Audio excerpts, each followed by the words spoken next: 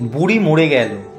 বুড়োটা ভাঁজ হয়ে থাকা চামড়ার মাঝে বসে যাওয়া চোখখানা দিয়ে দেখল।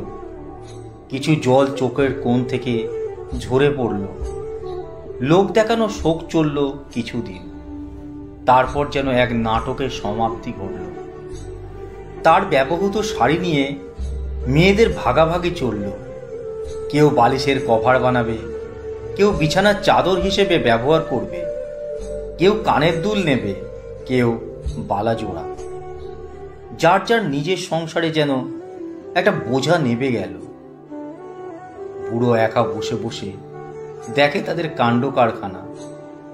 মনের বাজারে স্মৃতির দর কষাকষি করতে করতে সেটাও একসময় বিক্রি হয়ে যায় মস্তিষ্কের কোনো এক ফাঁক ফোকরে। যে যার কাজে ব্যস্ত হয়ে যায়। বুড়ো একা হয়ে পড়ে।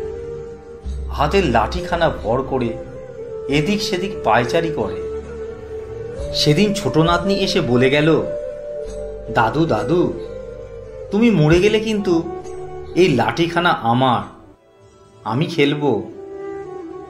এদিক থেকে বৌমা দৌড়ে এসে, দাঁড়া, তোকে আজ মেরে ফেলবো, এসব কথা বলতে নেই, বলেছি না। বুড়ো হাসে। যে বৌমার এমন শাসন, সেও গোপনে প্রতিবেশীর কাছে গল্প করে।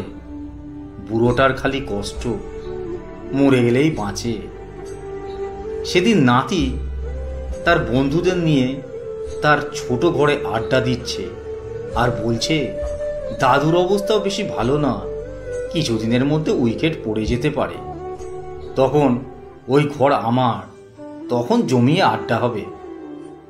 বুড়ো শুধু আকাশের দিকে তাকিয়ে দীর্ঘশ্বাস ছাড়ে। দুই ছেলের মাঝে তো প্রায় দিনই ঝগড়া লেগেই থাকে। বুড়ো কার কাছে কদিন খাবে এই নিয়ে। বুড়োটা আজ কারো বাবা নয়, আজ কারো শ্বশুর নয়, কারো দাদুও নয়। সে আজ শুধুই এক বোঝা। আজ বুড়োর জন্মদিন। গত বছর বুড়িটা বেঁচে ছিল, তাও একটু পায়েস রেঁধে খাইয়েছিল। আজ সারাটা দিন গেল, কেউ কিছুই বলল না। কি বা বলবে যার মৃত্যুর জন্য সকলে অপেক্ষা করছে? কি বা দরকার তাকে সেই জন্মের কথা মনে করিয়ে দেওয়ার? অথচ কিছুদিন আগে কত লোক খাইয়ে নাতনির জন্মদিন পালন করা হলো। বুড়োর হিসেবটা জমা পড়ে আছে। কারণ তার মৃত্যুর পরেও তো অনেক মানুষকে খাওয়াতে হবে। সেখানেও দুই ভাইয়ের ঝগড়া হবে খরচ করা নিয়ে। বুড়িটার বেলাতে তো তাই হয়েছিল। বুড়ো ভাবে, কিসের এ জীবন, কাদের জন্য এত কিছু? বুড়ো চশমাটা চোখ থেকে নামিয়ে একটু মুছে নেয়। কেমন যেন ঝাপসা হয়ে যাচ্ছে সব।